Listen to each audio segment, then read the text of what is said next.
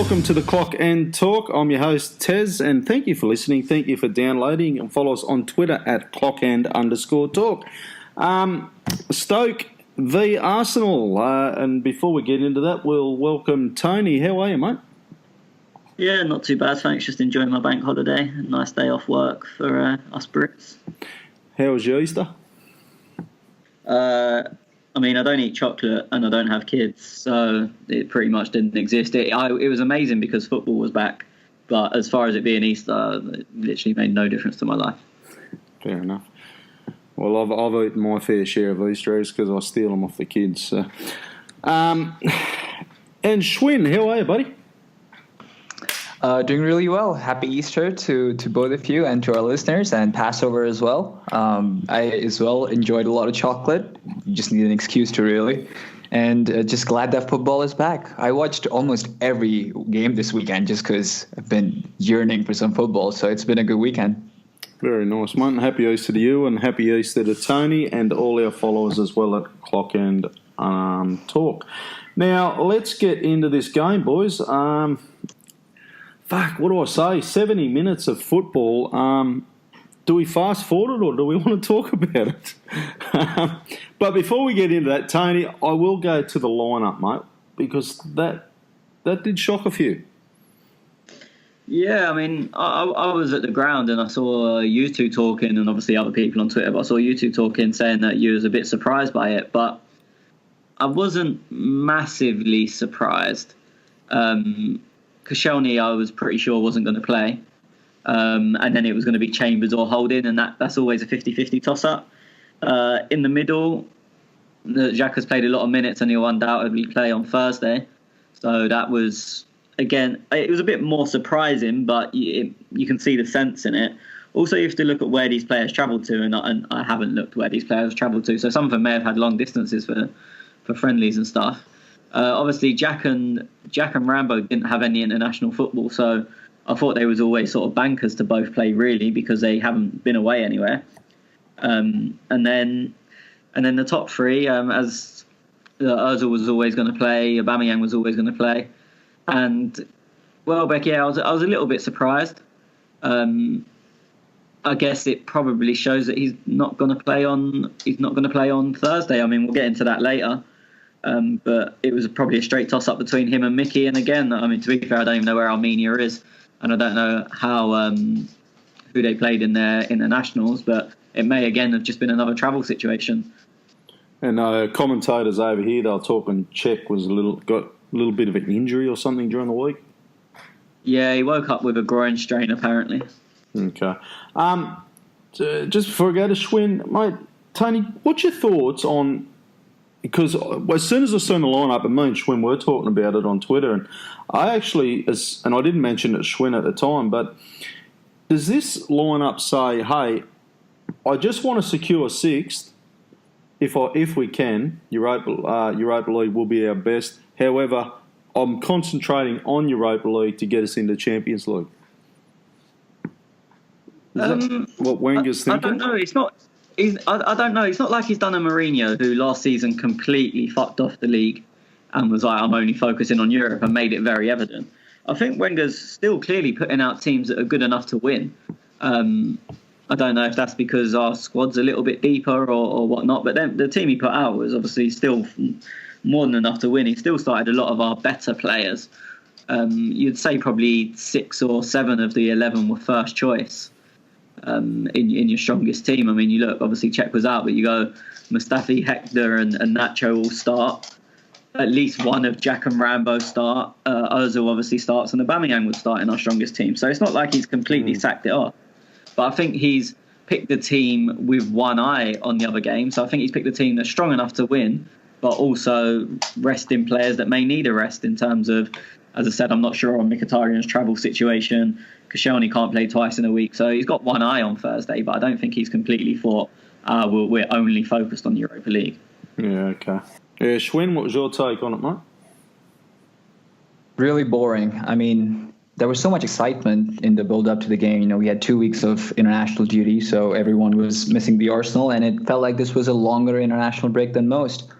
But having witnessed that first half, or basically the first 60, 70 minutes, it was almost as if I was missing the international break and I wanted to do things over because it was really boring. The players seemed disinterested and there was just no fluidity. Tony used the word sloppy, which I think basically summarizes the first half. We couldn't pass the ball together and just couldn't find our teammates. The Jack Ramsey paradox was very interesting because I think there's no better way of really putting it as Tony did, because Jack was bright in moments on the half turn, and he really looked to threaten from that position, which he hasn't so far. Usually we like for him to play deeper, but he was elusive in that part of midfield.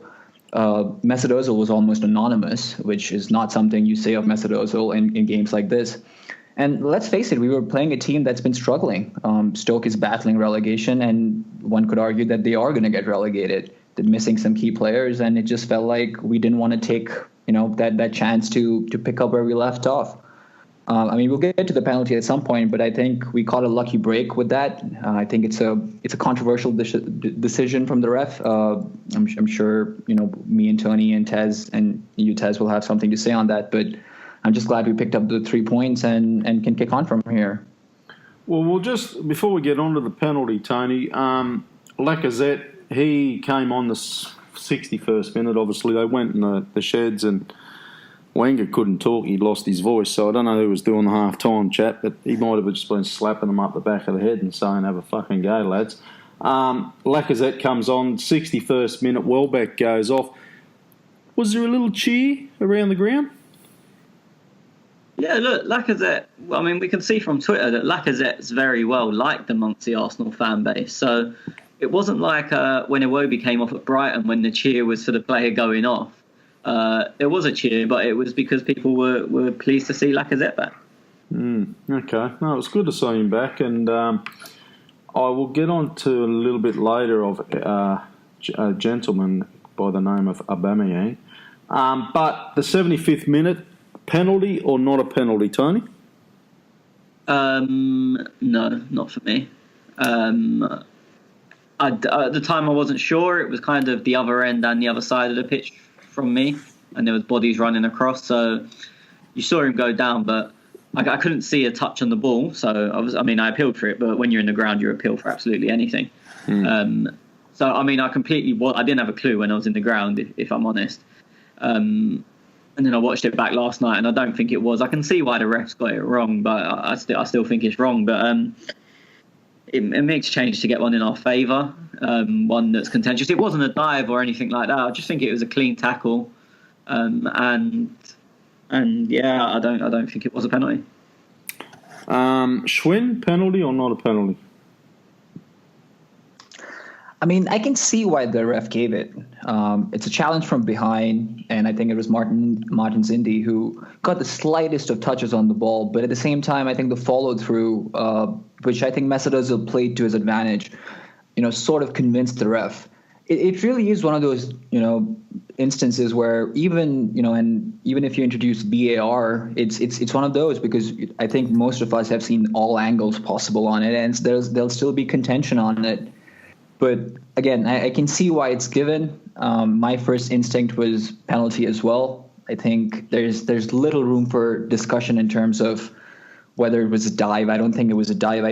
There was definite contact there. But when you're coming in from behind like that in the box, you got to get the ball cleanly. And, it happened between when we played Chelsea and, that Bellerin on Hazard incident. It's one of those sort of things where you just have to get the ball cleanly. Otherwise, you're giving the ref something to think about. And that's exactly what Martin Zindi did.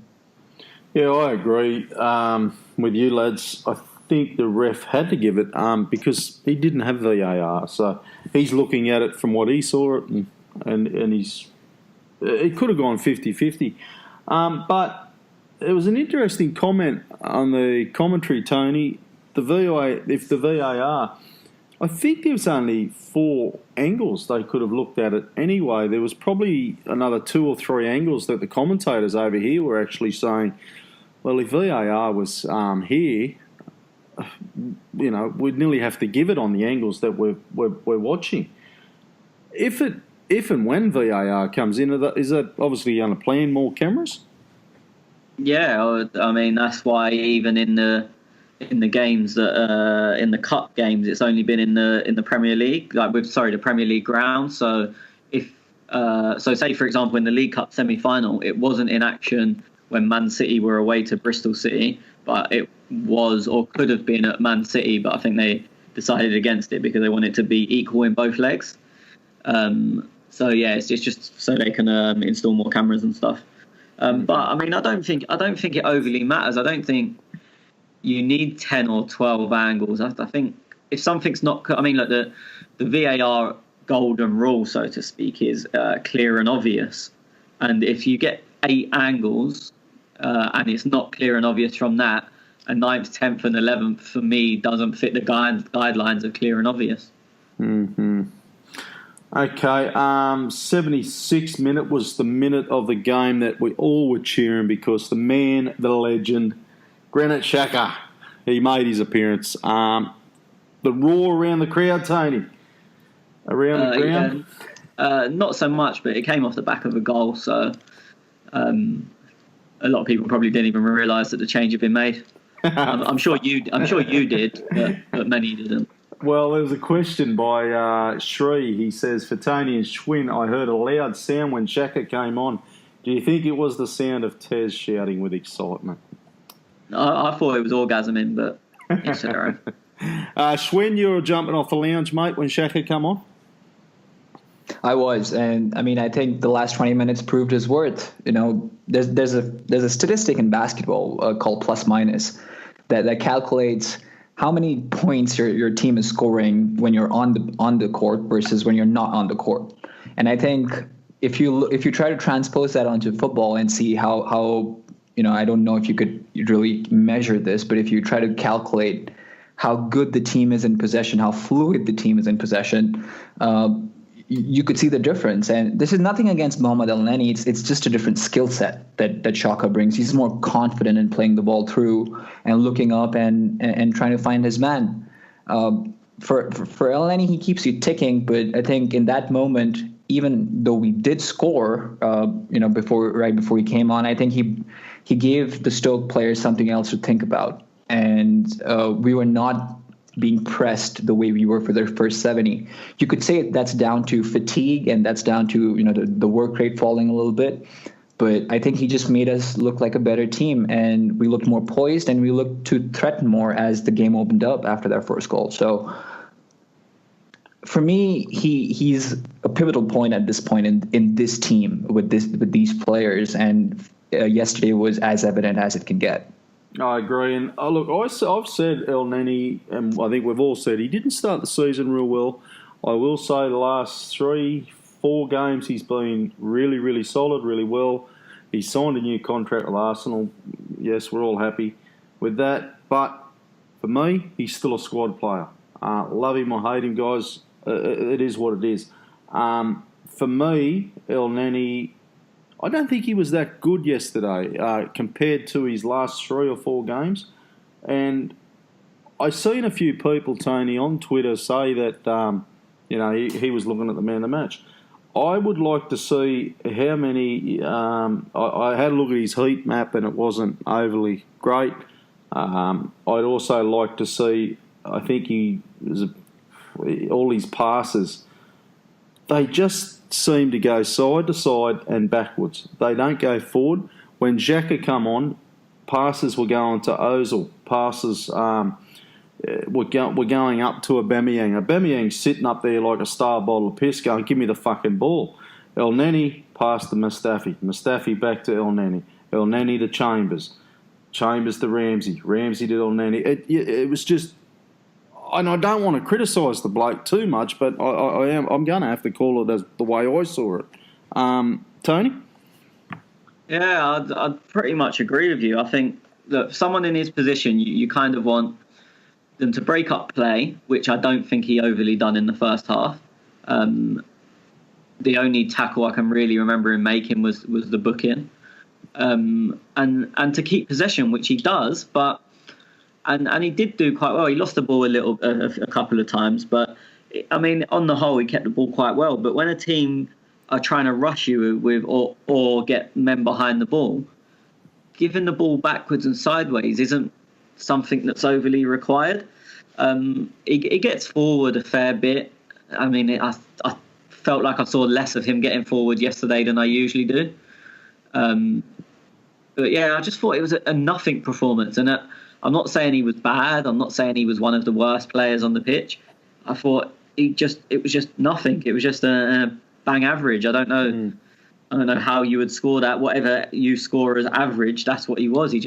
I don't think he made an impact on the game. Mm-hmm. No, I have to agree with that. And Schwinn, Mkhitaryan, he also came on. Wilshere came off. We were talking about it before we started the podcast. Wilshere wasn't on today, was he? Or yesterday? Like no one was. There was some nice little touches with Wilshere and some little turns and that, but it wasn't a Jack Wilshere kind of game. I think it's a tad bit unfair, just because, if you just talk about Jack, then yeah. But my question to you back would be that who was? I mean, in the first half, no one made a name for themselves.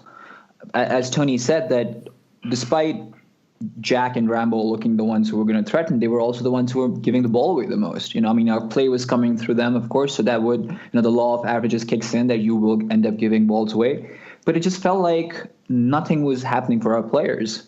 Whether that's down to the tactics, whether that's down to, selecting this improvised lineup. I'm not sure what it was. Of course, there was a 2-week break in play. But I don't think it's just to do with Jack. I think, as I said earlier, that, he was good on the half turns. He was very good in moving away from players that were marking him. And he did create a couple of chances. I know he passed the ball square once to Ramsey. He got a shot off, which was a decent chance. But I don't think it's fair to label that just on Jack, because if you just look at every player, I think you can say that about them. I will say on El Neni real quick, though, that he did have a chance early in the second half before he was subbed off. That came from a Hector Bellerin pass, and he was pretty much point blank. And that attempt that he took on essentially summarizes El Neni. Again, it was a very safe attempt. He's about 10 yards out. And, he just tries to square it right into the corner. That's a moment where you just want to blast the ball into the top corner. If you don't have the confidence, or if you don't have the conviction to do that from there, there's something wrong, because you cannot possibly miss the shot or, have it blocked from there despite having 5 bodies in front of you.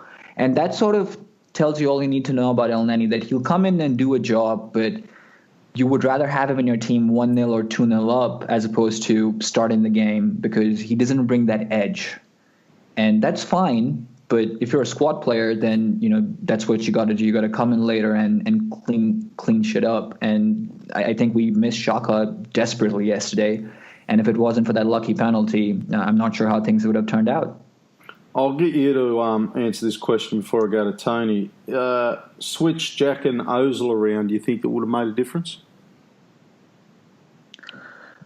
I mean, it's tough to say, because it's such a big hypothetical. But what I'm getting at is do you think Jack is is a better number 10 than what Ozil would be in that position?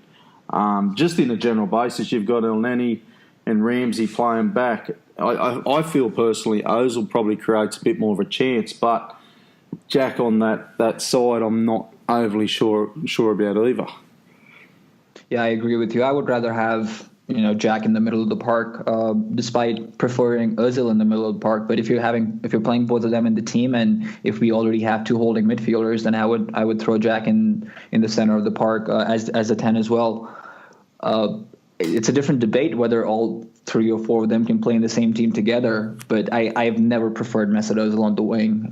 It leaves our right back very much isolated, and we don't make the most of him. When you have a player of Mesut Ozil's quality, you want to use him and you want to exploit that talent as much as possible. Having said that, I would still have Jack in the middle, just because I think that makes us a better team overall. Mm-hmm. Tony? Yeah, I mean, I've always hated Jack as a 10. As much as I like Jack, I think he's completely wasted at 10. It's a bit of not a loaded question, but is Ozil a better 10 than Jack? Yes, but I think the team is better if they're both to play and Ramsey's to play as well. I think the team are better with Ozil drifting from the right loosely and Jack at 10 than they would be with Jack on the right and Meza at 10. Even though Meza is a better 10, but just looking at the team as a whole. The start of your question was about Jack's performance yesterday, and I agree with Schwinn that I think it'd be unfair to single him out again. He was nowhere near our worst player. Did he stamp a huge impact on the game? Not really, but I don't think anyone overly did until after the first goal, and Jack came off at that point. And then I think the game just opened up, and it was easier to have an impact. Xhaka was more positive, but he probably had a bit more time and space to pass the ball forward than Elneny did. And a bit more, he wanted to do that more than Elneny did because it's more in his game. So I think it's on the first 75 minutes. You can only judge Jack on the first 75 minutes when he was on the pitch at the same time as others, because you can't compare him to the people that were playing essentially a different game with loads of time and space, because that wasn't the game he was in. Mm-hmm.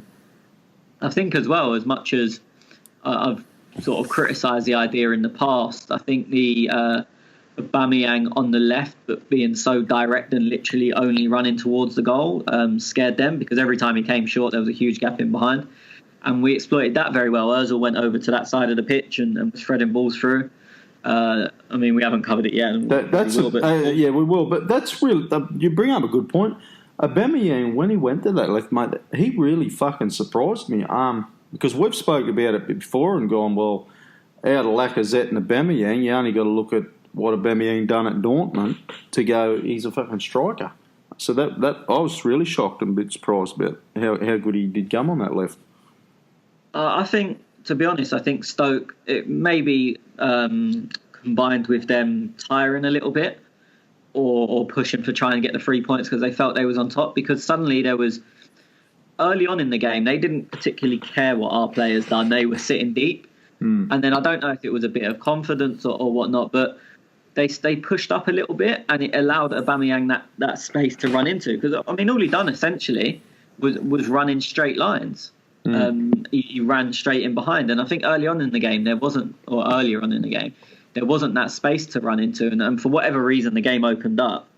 It's like that ball, the chance he missed early on in the game, that would never have been on, because there just wasn't that space in behind the defence, or very, very rarely. So I don't know if you can look at them tiring or whatnot, but he did a good job out there.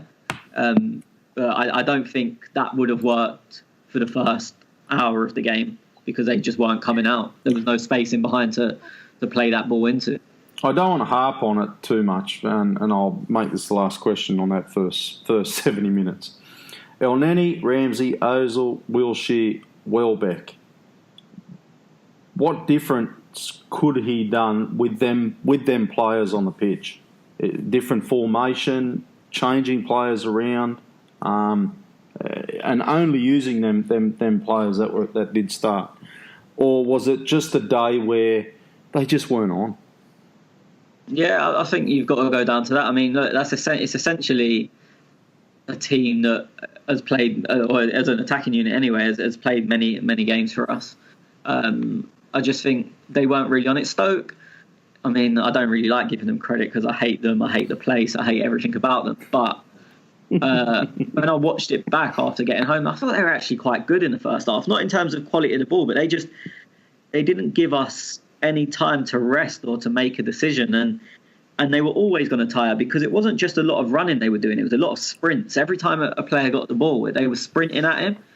And I lost count of the amount of times that Ndiaye made fouls just from, he wasn't even particularly making a tackle. He just sprinted at someone and didn't stop in time and just ended up running into him after the ball had gone. That's always going to cause tiredness when you're heavily sprinting. But I think they did make it very difficult for us early on. It's the first half to the first hour of the game, probably. But once they tired, then it allowed us space to pass. But it showed. It's not only Jack. I can't remember a time in the game that Ozil, early on anyway, in the first hour, that Ozil had any time on the ball. That any of them, that Jack, Ramsey, none of them had time on the ball. And I think that shows why they were all giving away very, very sloppy passes. early on. It was just because the Stoke players weren't really, the back four stayed in a shape, and everyone else just seemed to sort of sprint at the ball. Then we got a goal. Aubameyang gets his second in the 86th minute. I'll go to Schwinn. I can't remember where that come from, though, who the assist was. But one thing I did note, Aubameyang scored the goal, and then did you see Lacazette? He was the first up there to give Aubameyang a hug and congratulations. And it continued on. Every other player come up. Lacazette was the last player to give him another bloody pat on the back and leave. And I thought, a lot of media have beaten up and said Aubameyang and Lacazette aren't getting on. And I looked at that and went, and then we'll get on to the next bit in a minute. But I thought, fuck, these players, they're getting on all right. There's no dramas there. But what was your take on it, or Schwinn? I mean, it could be just an accident because Lacazette was the closest, but as you said, that even the last pat on the back was from Alex once again. And I think you're exactly right that it's, the media needs something to write about, and that's the obvious thing when it comes to our squad. You bring in a 50 million striker and then you go out and bring in a 60 million striker. So logic does dictate that, there might be a little bit of friction, there might be some increased competition, but even after the game, the social media activity, of course, the last goal we scored, you can see that those two have warmed up to each other. And, Pierre showed some real class when it came to, the final goal that we scored, even though Lacazette is the one who earned that penalty. But if it was Lacazette who was on a hat trick and, Aubameyang is the one who won the penalty, I don't know how things would have gone. But I think it just shows some synergy. It shows some harmony in the team that we've lacked, especially when we had Sanchez in the team. There seems to be this team spirit around. We've added someone like Mkhitaryan to the squad, who's also very much a team player. He's willing to play in different positions. And I think all in all, this window really treated us well in that regard because we were seriously lacking this. This is another place, I think, where we should mention Mohamed El Neni because he is a top professional, and I think he's earned that contract based on his professionalism. We can argue about his qualities, his traits, his skill sets, but I think if there's one thing we cannot argue about is how much he likes playing for the club and how much he plays for the badge, as cliched as that might sound. So I think all in all, the dynamic of the team is really shifting in our favor, and I just hope that this is something that propels us even further forward as the Europa League kicks on, and whatever we have left in the Premier League, we can salvage from. No, I agree. And if we haven't lost the Egyptian followers, I actually do like El Neni, but for me, yeah, he's just not a first-team player. But I love what he brings to the club, and I love his attitude. And I'll tell you one thing I do love is his tweets. They are a classic. So that was a turning point. Yeah, exactly. It was, yeah. So then the 89th minute, and we'll go to Tony, penalty or no penalty first? As clear a penalty as you're going to get. Yeah. I can't understand anyone that even questions it. Schwinn? 100% penalty. Just laid into him from the back. I don't know what the defender was thinking there. Did you see how he picked the ball up and he's going, oh, what's it? He fucking just let's not forget. Let's not forget there was a bit of a delay in the decision. At least that's what it seemed like on the telly. I'm not sure what the ref was thinking there because if he hadn't given that would have been a howler. We would have won the game 2-0 at that point. But still, you got to get those decisions correct. There's no way you get that wrong. And credit to Lacazette for finishing the penalty. It's never easy to take the second penalty in a game because, the mind games kick in. You don't know which side the goalkeeper is going to jump, considering, he jumped on towards his right. So it's always tough to step up. And, when you've been handed the ball by someone, then there's that added pressure as well. So back from injury, allegedly low on confidence. Good for him and Aubameyang, as we alluded to, and let's just hope that he can kick on because we'll need him in the Europa League. Tony, I think it was you who tweeted out to our friend Kevin Campbell, and you said, "Would you have give that penalty to Lacazette if you were playing?" And he actually turned around, due credit, and said 100%. That was good to see, though, wasn't it? Yeah, I mean, I wouldn't have done it. I've spoke. Nice prick, aren't you? I've spoke to a few people about it, like players as well as like of all levels of not Premier League, but players that have played in the football leagues, players that play semi-pro, people that play Sunday League football, and I don't know anyone that would have give it. I was just listening to the radio as I was driving home, and they had some former Premier League strikers on there, or some Matt Jarvis who played for England. And everyone said no, not a chance in hell I would have given it. I was amazed. I was really, really surprised. It's not a negative. I'm not trying to criticise anyone. I was just amazed he done it. Good penalty by Lacazette, tucked it away. But yeah, I was really, really surprised. And obviously Kevin said that he would have give it. That's nice to read. Be interesting to see him in that situation though. Lacazette now, let's hope he can carry on. He'll definitely start Thursday over Welbeck, you think? I'm going to change my mind. Well, not change my mind. I'm going to change what I think. 2 weeks ago, I said I fully expected Welbeck to start, but I thought Lacazette was very good for the 30 he was on yesterday. What needs to happen is he needs to continue playing like that and running away from defenders instead of coming short all the time. A few chances we had came from him running in behind. As I said, it's not. You don't always have to get the ball, but sometimes you're just gaining 40 yards and winning a throw on, or you're getting the ball out wide and you're not really a danger to goal, but you've gained your team 40, 50 yards. As long as he keeps that up, I don't want him to start and drop and then go back into dropping into midfield and giving us no focal point, because you'd assume it's going to be Mkhitaryan and Ozil behind whoever the striker is, which we now assume will be Lacazette. And neither of them are going to run in behind. So if Lacazette stops doing that, we're literally just not going to be able to stretch the pitch at all. And one of CSKA's centre-backs is about 300 years old. So you want to get him running as much as possible. So if you're coming short, it doesn't really... He may find time and space, but it's not a threat. Did you notice where Stoke defenders were, though? Were they up or back?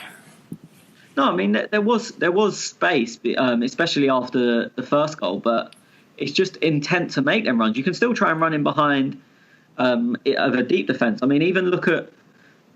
I know we was terrible, but look at Aubameyang at Brighton away. He would lay the ball off and spin in behind straight away, or spin wide and give their defenders something to think about. Even, you could say, Welbeck in arguably both legs against AC Milan, well, more the second leg, there wasn't masses of space in behind, but because he wasn't just staying central, he was giving them something to think about. He was running out wide and standing next to the fullback.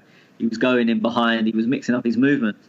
And that's what it is. You just don't want to let people settle, because all of these are good professionals. And once they're settled, it showed early yesterday, like Ryan Shawcross he's very good in the air. He's very strong in the tackle.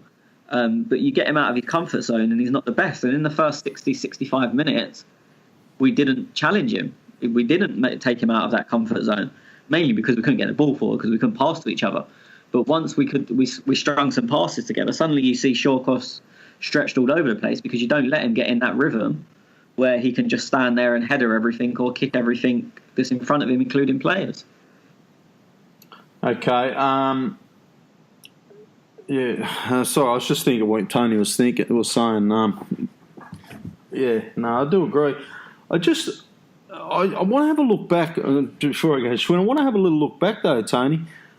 At Lacazette's poor games, is it when the defenders sit back further and they just don't allow him that space, and that's just what I noticed yesterday. I noticed the Stoke defenders were up a little bit, and that was more because at that stage I think they were going for it. They didn't have a choice. They pretty much had to go for it. I like Lacazette. I don't want to write him off by any means. I really want him to succeed at the club. But do you get that feeling that when their defenders sit back? I think the issue, he does struggle with a deep defence, and most strikers do, especially ones that aren't big or aren't likely to win headers. The issue for me is if you're playing up front on your own, or as a lone striker, when the ball goes, when the defence are sat deep, you've got to be in the box, because you ain't going to score from anywhere else. And I think the issue is where he comes short, and I've said it a million times, wants to fill the ball, then he may feel it off and he'll play a lovely layoff out wide because he is technically a good footballer. But then he's the one that's meant to be in the middle, and he's not there nine times out of 10. So you look, my problem with him, and I've always said it, is that he's not a big enough of a goal threat, because he does come short, lays it off, and then doesn't bust the gut to get into the middle of the goal. And look, I know he's not going to beat these people in the air 9 times out of 10, but you could come for a pullback, or again, I don't want to keep comparing the two, but look at, again, Brighton away. Aubameyang scored a tap in from, saying that, it was a very good finish, but he was in the 6-yard box. Whereas in general, Lacazette doesn't get himself in them positions. He'd be on the edge of the area, or maybe 25 yards out looking for someone to play that ball to. So, yeah, it is a lot harder to play against a deep pack defence, but I just don't like the positions he takes up when he's playing against them deep pack defence and gets starved of the ball. Yeah, okay. No, fair call. Schwinn, who was your man of the match? No one. I mean, it was such a insipid performance that I think giving anyone the man of the match is very hard. I mean, of course, when you look at the last goal, you have to give it to Aubameyang just because of the class he showed and because of the teamwork he showed. But, I mean, in reality, I don't think anyone really stood out for me. So it's a really tough call, personally speaking. I mean, obviously, Ramsey got it on the TV, but I'm not sure if I could really make an informed decision when it comes to that, if I'm honest. Tony, who was your man of the match? It is a tough one to call. I heard, obviously, Ramsey got it on Sky Sports as I was coming out of the ground, and I had to ask Schwinn last night, or I asked you to, but Schwinn answered and said Ramsey got it, because I just can't see why. Again, I'm not saying he was poor, but he definitely wasn't, for me, he wasn't better than anyone else. I think with a game like that, when it is as bad as it was, you've got to look at the match winner, essentially. Aubameyang's got 2 goals. He's given a penalty away for the hat-trick. Had he got a hat-trick, I don't think anyone would even question about giving him man of the match. He's essentially given a hat-trick away. So for me, it was him. I will say one name I haven't heard mentioned at all, who I thought was very good, was Callum Chambers. I was going to mention his name. Yeah, he was pretty good. Yeah, I mean, again, I'm not saying he was excellent. He just done his job. He never looked suspect defensively. He was never in trouble, and he just kept the ball ticking over.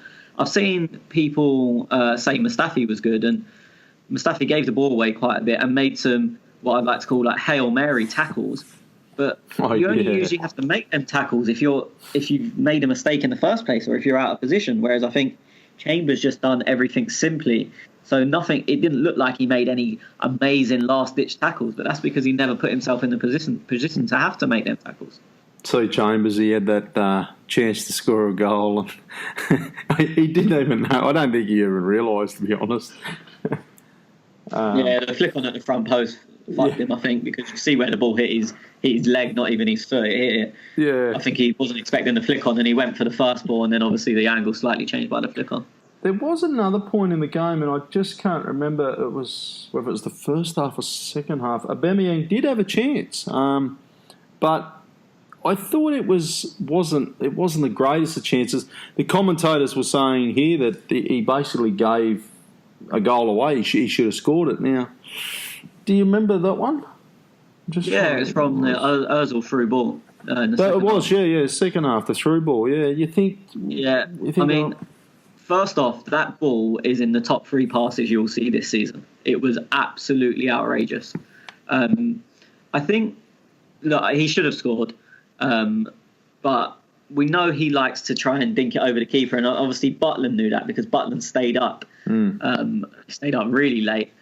And obviously it worked out to be a good save. I think as well with Arsenal, we're so used to seeing that if that kind of ball is played, that striker opens their body, and I mean, I'm going to call it the Henry finish, but we've seen time and time again, we've seen players do it for Arsenal over the years, be it Van Persie from the other side, Adebayor tried to learn it, Walcott was okay at it. So I think we was all just expecting him to open in his body and pull it in the other side, but that's not what he does. And as I said, I think Butland obviously read him. The issue is with what Butland done. If Aubameyang just rolls it in softly, Butland looks like an idiot for staying up. So I think he should have done better. He should have scored. But I just don't want to take away from the pass. I think it's up there with the only better pass I can think of this season was De Bruyne done one against someone. I think it was against Stoke as well, actually. He played a pass, I think, to Sane that was outrageous. But that ball was on a different level, and I'm sure Schwinn is also going to wax lyrical about it. Go on, Schwinn. Go on. Delicious, wasn't it? I mean, at 0-0, fucking hell, dropping deep and just just threading the ball through. I mean, I was screaming at the telly when Aubameyang didn't score, but I think Tony's exactly right that Butland knew what Aubameyang was going to do. If the game ended 0-0 or worse, us conceding late on, then I would be pulling my hair out for not converting that chance. But considering how things went, I don't think there's much to complain about. But it just shows you what Mesut Ozil can do in a game that he didn't really impact that much. He did get a feel for the ball a lot in the second half, but that was after the fact, and it just shows you what Mesut Ozil is really capable of. Just quickly, so my man of the match was Xhaka. For fuck's sake. Because without him, we wouldn't have won 3-0. So,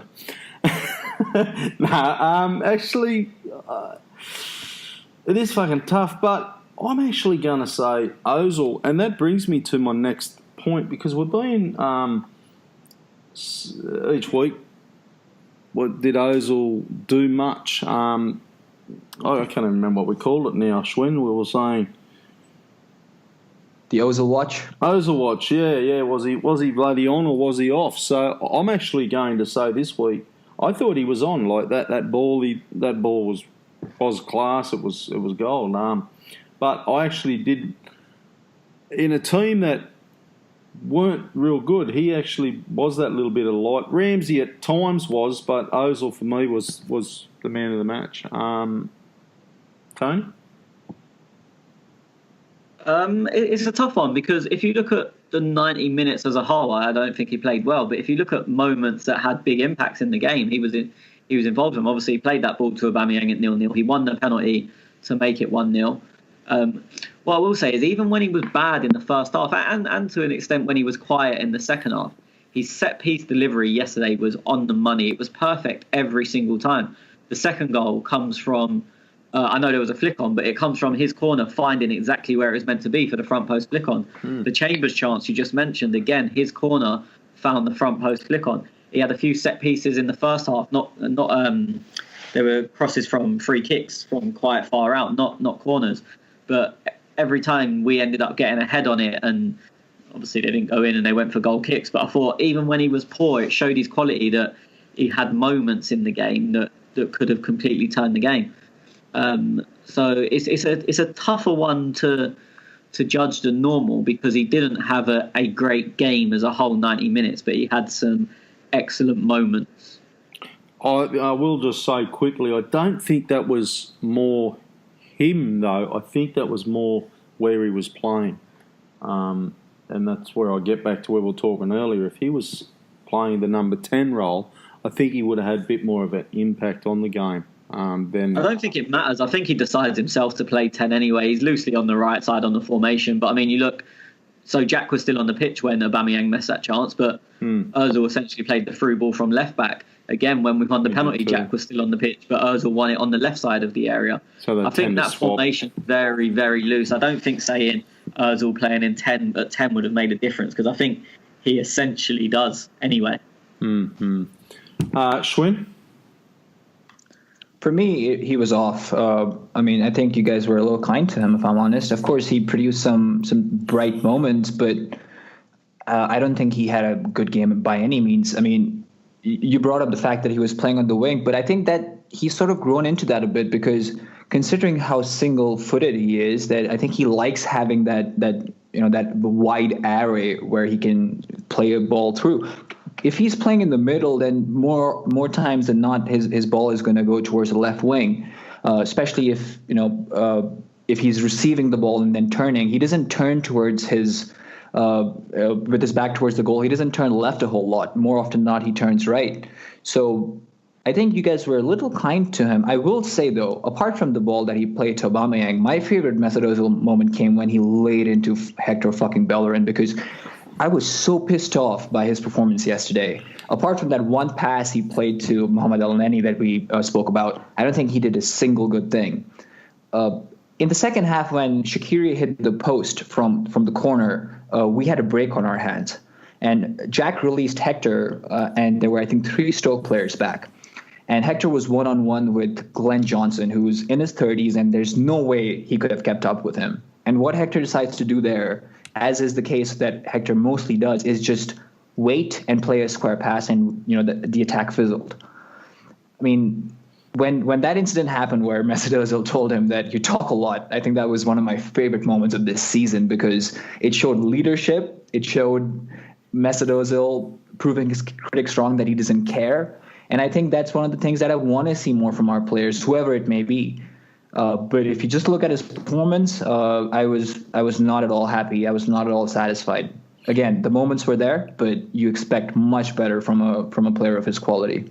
I think for me, sorry to butt in, Tez, but I think for me, I think the sign of a top player is when they are bad, and I agree with you on that extent that he wasn't good, that they still have their moments. So I'm saying it was a hit because he had their moments. I don't think, it's similar that if you judge the whole 90 minutes, I don't think he was good. But if you can be bad and still have such influential moments, playing an outrageous ball, brilliant set pieces, getting essentially a hockey assist, should have had another one, should have had an assist for that Aubameyang pass. I think if you look at it plainly like that and say, oh, this guy had a bad day, but he played a world-class ball that should have got an assist, he got a hockey assist, he won a penalty, someone missed an open goal from 4 yards from what would have been a hockey assist from him, you kind of think, if you just look at them facts, you go, oh, that's not bad. So I think for me, if you can perform badly and still have their moments, I find it quite hard to criticise. I think if De Bruyne would have done that, they'd be going, oh, that's a sign of a top draw player when they have a bad day and they can still influence the game in such a big way. I think he even had a shot on goal too. Yeah, that was for the second goal as well. Yeah. It was a massive camera save. Butland could have caught it, but it looked better on TV that he dived, tipped it around from the corner, and then we scored. But yeah, that was an Ozil shot. And that's where I get back to. You got to have a look at what Ozil did. Like, for me, he's still the man of the match. Aubameyang would have had that. Like, okay, Tony said, and I don't want to repeat what Tony just said, but you said earlier that fucking Aubameyang probably would have scored that. So there's an assist and a hat trick for Aubameyang. Chambers, that come from a set piece on the corner. And there was one more, wasn't there? So he would have nearly had 3 assists to his name. Not a bad effort for a bloke who didn't do much. I mean, could have been 5 if you think about it, because we got a set piece twice, a carbon copy essentially, where Mesut Ozil swung the ball from the left wing and Callum Chambers both times skied his header. Again, it's not our conversation is a testament to Mesut Ozil's quality because we expect so much from him. I think the 3-0 scoreline is a bit flattering to us, if I'm honest. And I think if we had won the game 1-0, then you cannot talk about almost. You have to talk about what happened and if that actually materialized into something. You want him to get on the ball more. You want him to string more passes together when he is floating inwards. If we want him to play number 10, then we want him to play those give and goes and make things happen. When he goes to the ground, he's slow to get back to his feet and chase the ball back anyway. So I'm not taking anything away from him because he definitely made his tick, and maybe he was the reason we won the game yesterday. But I think it's just a testament to how much we are expecting from him and how much we're reliant on him, if I'm honest. Because, I mean, one of the reasons Hector Bellerin is so prone to passing the ball square is because Mesut Ozil is around him all the time. Why wouldn't you pass the ball to him? So, again, he's one of my favorite players. I preach Mesut Ozil all the time, but I have to step back and be objective here. And I think it was one of his not worst, but below average performances, despite having those moments. Okay, so you can get Schwinn at Schwinn AFC and take that up with him. Just quickly, though, you were hammering Bellerin earlier. I want to ask you guys, has he got slower or something? Because there was one point there where I'm sure he could have went a lot quicker and probably had a good chance at either creating something for Aubameyang or getting... I'm fucking hopeless memory, but you remember it, Schwinn? he was on the attack and he went round. There was another player there, and I'm sure he could have went round. And I thought, fuck, his Bellerin got slower. So many times. I mean, I think you're being kind when you say the once. I mean, Tony's been talking about how he doesn't necessarily rate Bellerin, and I think yesterday's performance, if that's the only performance you see, I think anyone in the world would agree with Tony. I want him to succeed, just like any other Arsenal player, but yesterday he was so frustrating. And I think your question is spot on, I don't think he's lost his pace. I do wonder whether he's been told not to go full tilt because we're a little short in that position. Niles has slotted it and, sort of made a case for himself, but I cannot help but imagine that Arsene Wenger doesn't want to play Niles there week in, week out. So it could be a way to, make sure that Bellerin doesn't get injured. Another aspect of this is that when you have Mesut Ozil who's drifting inwards a lot, then Bellerin has to maintain position and he cannot go very high up the wing. But when you have that opportunity to run at defenders and knock the ball forward and then run onto it, you don't see that at all from him. And 70 minutes in, we've had an insipid performance. Someone has to take the onus on themselves and try and make something, especially when you're on a break. I mean, that one incident, as I said, against Glenn Johnson, there's no way in hell Glenn Johnson is catching up with him. Glenn Johnson couldn't even foul him if he wanted to at that moment. But I mean, I don't want to say it's confidence because I think it's a lazy answer. I think it's disinterest. I mean, I'm almost accusing him at this point, but when you see Mesut Ozil's reaction, you see it's lazy playing. Everyone in the stadium knew Mesut Ozil was offside when Hector Bellerin played him the ball, and then he's talking back at him. So I love that moment when he tried to hold him accountable and make sure that he doesn't talk shit when he's making the most glaring of errors. He has to improve because we will be reliant on him because we don't go behind the last defender. We don't have wingers, so we need our fullbacks to step up. And you would obviously expect that from Bellerin, considering he's the quicker of him and Nacho. So I hope he takes these moments professionally and not personally and tries to improve his game because that's what Mesut Ozil was trying to make Bellerin do, essentially. So he was your worst player yesterday, Bellerin? Again, I wouldn't necessarily, just put it all on him. He definitely frustrated me the most. But to just call him the worst player, he didn't do anything wrong again. He was safe, So it's tough to say he was the worst player, but he definitely made me pull my hair out. That's for sure. Tony, who was your player that frustrated you, as Schwinn says? I don't know. I don't think there was anyone that was standout bad. Look, I don't like Jack at 10, but I don't think he was the worst performer on the pitch. It's still frustrating because you know what he can do. Again, I don't like Welbeck on the left because he's not as much of a nuisance, and I'd say Welbeck done nothing in the 60 minutes he was on the pitch. Boom, that's my man. That's my man, yeah, Welbeck. I would choose him, but I think that's more the position he was played more than anything against him. Yeah, I agree. Where do you put him, though? What do you do? No, I mean, in that team, he shouldn't be starting. If Welbeck isn't playing as a 9, don't play him. Hang on. For me, it's as simple as that. But who would you prefer, Welbeck or Iwobi? No, but Mkhitaryan was there. Oh, he was on the bench. Yeah, okay. Yeah, true. Mkhitaryan could have played there. Yes, interesting. Okay.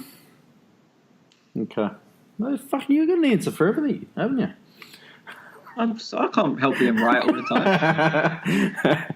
Okay, let's. Anything else on the game, boys? Or we've pretty much covered it and summed it up. No, I think that's me done. And cheers, Schwinn. Me too. You too. Yeah. Look, look. And if you didn't watch the game, my young bloke, he's a Chelsea fan, and I won't get into that, but he basically said, Arsenal got a good win, 3-0 over Stoke. Well done. And I said, yeah, but if you actually watch the game, we're very lucky it wasn't a 1-0 win. So yeah, it wasn't a 3-0 game. No. So okay, I want to talk, Tony, about Jack Wilshere's contract. What is fucking going on? No new updates, and I maintain that what I've been saying all along. He will not sign what's been offered. He's been offered more elsewhere by numerous clubs, some above us in the league, which may surprise some people. He's pretty much a safe bet. And I go back to what I said last week about the main reason that I've seen Arsenal fans saying he doesn't deserve more, in general, hasn't been his quality. Until the last couple of weeks, I think because they think he's not going to sign a contract, we've seen a lot of people suddenly criticise his quality. But a month ago, everyone was saying, he's quality, but maybe he doesn't deserve more money because of his injury issues. But I go back to what I said last week, that he hasn't been injured for a long, long time. He missed 2 England friendlies. But let's be honest, England played on the Tuesday. He trained with Arsenal on the Wednesday. So how injured was he? Probably not very. He didn't go off yesterday due to fitness. He could have carried on. So I can kind of see where Jack's coming from in terms of injury shouldn't be an issue. And I know people are going to come back and say, yeah, but what about the 3 years he got paid big money while we didn't play? And I agree with that. But the thing is with football is in the here and now, not in the what happened 3 years ago. So Jack will be looking at his fitness as I've not missed a game since I've come back into the team, or not missed a game that I couldn't have played. If he didn't, you just say about the here and now and the 3 years. If them 3 years that he was injured and whatnot, has that upset his here and now football ability though? Look, you can't say. He could have been a world beater. He could have been the next Messi. I'm obviously exaggerating. He couldn't have been the next Messi, but no one knows what he could and would have been. You can only judge it on the here and now because you're not offering a contract to coulda, woulda, shoulda. You're offering a contract to the Jack Wilshere that we see now.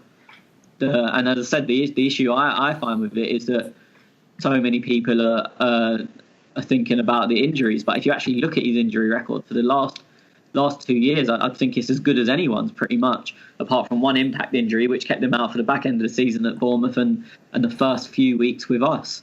And to be honest, I think Wenger told him in August that if he found a new club, they would let him leave. So I don't even think I think he was probably fit enough to play then. They didn't take him on tour, but I'm not overly convinced that was a fitness issue. I think that was at that point he was surplus to requirements and he's worked his way back in. But I mean, as I said to you guys, my main issue with it is that fans have suddenly decided he's no longer able to play football. As I said a month ago, it was give him the or maybe 2 months ago, it was give him the armband when people thought he was going to sign a new contract. Make him captain. He should be playing every week. He should be this. He should be that. We put a poll on it, didn't we? Yeah, and then suddenly people are giving him, when we done our ratings, and all 3 of us done them, and obviously the plug done them, and a couple of other people, a couple of followers, and anyone that gave him above a 6 was getting hammered, absolutely hammered. And it was like, hang on, had you done this 2 months ago? And let's be clear, he's not been bad in them 2 months. He's been far from bad. He's not been excellent, but he's not been bad. Most people would have been giving him a 7 or 8. So for me, it's just annoying that people are judging his ability on whether or not he's signing a contract.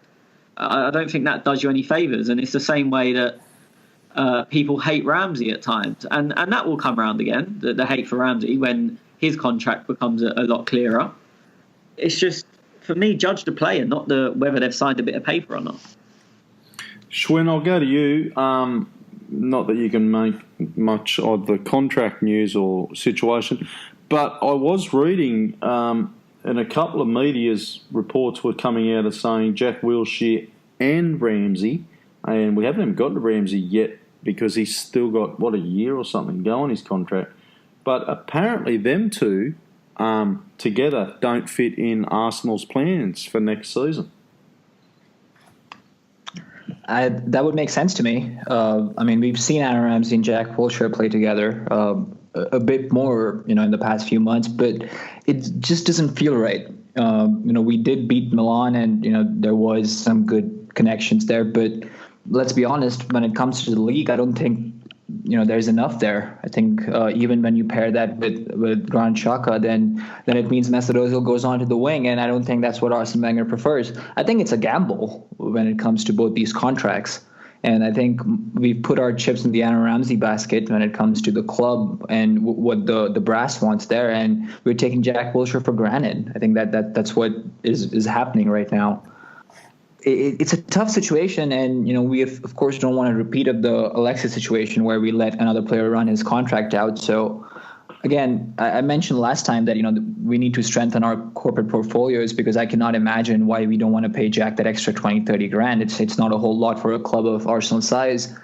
So maybe we're trying to make things happen, and behind the scenes, so that we can get some more cash infusion and make sure that we can give the contracts that the players are wanting. But with each passing day, you cannot help but imagine that Jack has to make a decision for his future, and we might let the boat sail on this one. I fear, and Tony's been saying for a few weeks, if not a couple of months now, that he has a feeling that Aaron Ramsey is going to leave, and it's going to be a very tough situation. We need at least 4 midfielders in that position. Xhaka and Elneny make 2 of them, and I could see us wanting to hold on to both, but the way things are going, there's a possibility that we might lose Aaron Ramsey and Jack Wilshere. So considering how many places we need to reinforce in the summer, losing both of them potentially would be a massive, massive loss. So let's hope we can pull our shit together and at least get one of them signed up. Tony, I'm going to draw a long bow here, and you can call me a fucking idiot or whatnot. But hypothetically, have Arsenal planned life without Wenger? They've organised the new manager and spoke to the new manager, what's your plans? And he said, Jack or Ramsey or both don't fit into my plans moving forward. No. The Ramsey situation is completely out of our hands. And I know Schwinn said a couple of weeks, maybe months. I remember it was in December when I first said I think he'll leave. And I remember Schwinn was quite shocked. It's completely out of our hands. And I've said this before, and people either don't believe me or some do. There's Ramsey, pretty much every team in world football would have Ramsey. So there's no way any potential manager, if we are at that stage, which I don't think we are at that stage with any manager in terms of discussing players.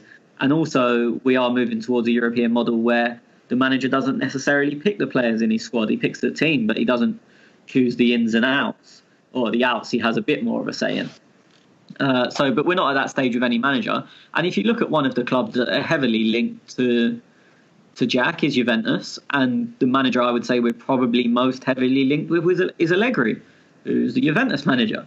So I don't think, even if that was the case, that we was at that far advanced stage with a manager, that they were saying who they did and didn't want. I don't think that would even make sense in that way either, because as I said, I think on a free, which Jack is going to be a free for any club, but he'd also be a free for Arsenal because he's already there. There's no transfer fee. I think on a free, I don't think there's many people that would turn Jack down, and that's essentially what a manager coming in would have to choose: is, do you want to keep this guy without having a transfer fee? And I think 99.9% of managers would say yes.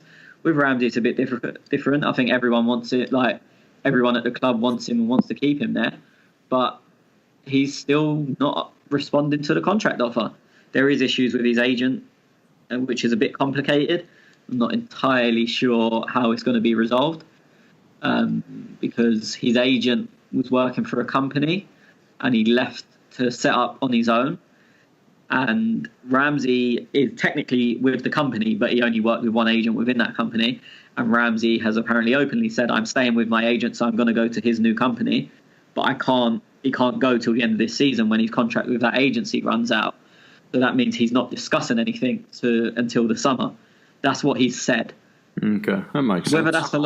Whether that's a load of bullshit, you'll never know, because a player will always tell the club what they want to hear. It's the same way with Ox last year, and I know we didn't do these podcasts then, but for the whole of last summer I was saying Ox is gone, because I knew exactly the game that they were playing with Arsenal. They kept telling them he's going to stay, and they were trying to keep everyone happy. But he had no intention of staying. So what worries me is, with that Chamberlain incident, is Ramsey doing the same thing, and he's just saying, I'm not ignoring your contract offer, I just can't speak at the moment because I've got some agency issues. And then by the time them agency issues are resolved, it's too late and you end up selling him. That's my worry. I'm not saying it's fact, but that's my worry. I've seen it happen too many times before. Yeah. Yes or no, Ramsey and Wilshere, can they play on the same team together Yes. Okay. Right, I asked you a question yesterday, and I know we're an Arsenal podcast, but we discussed the fact, and we've discussed it here a few times, that we need a goalkeeper. Espina's probably on the way out. Czech is possibly another year to go. I don't know what's going to happen there. Butland name comes up, but we're looking at, 50, 40, 50, 60 million or something. And I asked the question to you, Tony, if Stoke get relegated, would his price come down? So I would say they're probably going to be. They're looking between 30 and 40 million for him. That's the price I think they would accept. I don't think going down makes a hell of a lot of difference. It may make maybe a £5 million difference. You've got to just look at recent examples. Look at Pickford. Sunderland went down, and everyone was having the same conversation, and he still went for, I think it was 30 million in the end, give or take. It might have been 29, it might have been 31, but it was give or take 30 million. And they had gone down, and they don't have anywhere near the money that Stoke have. The parachute payments for the Premier League are so big now that I don't think it will be a huge issue. If the player kicks up a massive fuss, then it can affect the fee. But I think where everyone knows he's going to be going anyway, I don't think him kicking up a fuss would make much of a difference. So, as I said, it may make them going down, if they do, and I hope they do, may make a very, very minimal difference. But I don't think it's not like a few years ago where going down was like it made a huge difference to players' values. I don't think it does so much anymore, just because of the amount the Premier League pay to their relegated sides. I don't think we'll go after him anyway. I like him, but I don't think we'll go after him anyway. But yeah, I don't think his price will be overly affected. Okay. Another name that I've admired as a player the last couple of seasons for Stoke is Shaqiri. And I actually started thinking, what would Shaqiri be worth, and would he fit in an Arsenal squad if Jack or somebody was to go? Not as a first team player, more of a squad player like El Neni, but then would he be happy with that? He's had that. I mean, look, he's done that at Bayern, so I'd imagine with his age and what he's done previously in his career, he wouldn't. I mean, I like him, but I wouldn't have him at Arsenal. There was a time when he was younger, when I'm not saying he's not improved, but he looked very exciting. But having seen him more of him and watching him sort of week in, week out with Stoke, I wouldn't take him. He can only play on the right. He's going to cut in all the time. You sort of know what he's going to do. I think he's a bit Mahrez-like, but worse, really. I don't think he's a bad player by any stretch, but I wouldn't have him at Arsenal. I mean, you say that we've got no options on the right, and I assume that's something that we'll be looking at this summer. Would I prefer him to see him on a team sheet than someone like Iwobi? Yes, but I wouldn't be looking to go out and sign Xherdan Shaqiri. Okay. Yeah, I was just thinking if you got him cheap, if Stoke went down, but you can that with the Butland if they do, because what would he be worth, Shaqiri, anyway? I don't know. He's a more difficult one because I think they paid about 15 for him. Okay. Has he done? I don't know. Has he done anything to enhance that? Probably not. But has he done much to drop that? Probably not. And then you think the way football's gone with money in the last few years, you can probably add a 5 or so onto that. So I'd probably say mid to low 20s. But then it's difficult because you know he's not going to play in the Championship for sure. But then who goes for him? Because he's not a top 6 player. You look at Everton and they've got midfielders. Not that any of them are any good, but they've got players coming out of their arse. So you kind of look at where would he go? And then would that club be willing to pay them the 25s, the 20 millions? Because the thing is with Butland, it will hold his price because there'll be a lot of teams interested, I would assume. Whereas Shaqiri, I'm not saying it's because he's a bad player. I'm just saying I don't think there'll be the level of interest because he's not top 6. And then you go, as I said, you start looking below that and you go, Burnley aren't going to spend that kind of money. Palace, maybe he's an upgrade on Andros Townsend. Watford, Burnley. Yeah, again, Watford, you tend to use players from within their little weird triangle. Burnley aren't going to spend that money. Watford could spend that money, but I don't think they would. They've also got Deulofeu now, who I know is injured at the moment, but he's very similar in the sense they play on the same side of the pitch. Without getting on too much Stoke, I think he's got a lot less suitors than Jack Butland has. Okay. You got any add on any of that, Schwinn? I'll just add that Leicester could also be a potential destination for him, because it seems like Mahrez has had enough at this moment. I mean, I just don't see Mahrez staying with Leicester at the end of the summer. So if he ends up packing his bags, then they could possibly look into Shaqiri as well, because I agree with Tony that if they go down, there's no way he's going to stick around. And I don't think that they could afford him either. So there is going to be a little bit of fire sale, because they've brought in these big names, and I'm quite convinced that they're making decent money. So when you're down in the Championship, I don't think you want I don't think you want such wage on your books. So he will be gone, and Stoke definitely should get relegated, because that club and that fan base is just pure scum. So let's hope they go down, and let's hope they never come back. Let's hope they fight relegation in the Championship perennially, and they just never are able to, get out of that bracket down there. You did mention Mahrez. I honestly don't think he will be an Arsenal target. You'll probably see it in the transfer window and whatnot, but I personally think that I can't see us going for him, and I base that on Sven, the new scout. It just doesn't seem like he's going to go with players within the Premier League. I could be wrong, but Tony might be able to add more on that, but I can't see it personally.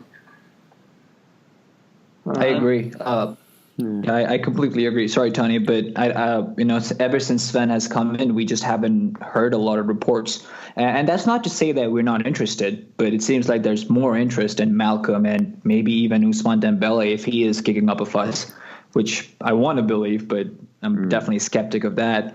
So we definitely need a winger. We definitely need a winger who can play on the right side. We probably prefer a left-footed winger, and those two targets seem much more down our lane, considering age and potential. So I am in complete accordance with you there. Tony? I mean, it depends what I don't see him coming to us. Leicester won't get the 70 million they wanted for him in January. If he is at around 40 million, I think a lot of teams would be interested. In terms of the Sven thing, Sven is a head scout. I think people often get very far ahead of ourselves. That doesn't mean that we can't sign players that he hasn't identified, or that he has to have to look over every player before we sign them. He doesn't have the final say. So he's not the type. If someone came out and said Sven has highlighted Riyad Mahrez, you'd go, "Oh, brilliant! What a scout!" Like, I could have told you that. So the link with him not linking us with us not being linked to any Premier League players through him, that's not at all surprising, because we know all there is to know about them. He will mainly be linked with either young gems or players in Germany, because that's where he's worked. And there will be Sven signings, but it's not saying absolutely everyone we go to sign is going to be something to do with him. Still running this computer thing? Or they piss that off? As far as I'm aware, they're not using it anymore. But I wouldn't put my house on it, but I'm pretty sure they've canned it. You get a fucking refund for it. They may use it to look at players that have already been identified, but I don't think they use it to identify players. No, he'll send it to one of his other teams. You want to do some questions, boys? Yeah, not much else to do. Yeah, no, that's about all. We'll discuss that. Well, we can talk about Xhaka for a little bit if you want. You're all right. I'll let you have your orgasm in peace. Okay, we are Arsenal. I'll ask both of you, Welbeck or Laka?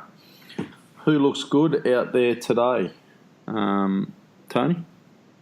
Yeah, I feel this question was indirectly aimed at me, so thanks, Tomek. I have never, ever, ever once said that Welbeck is a better player than Alexander Lacazette. Not once.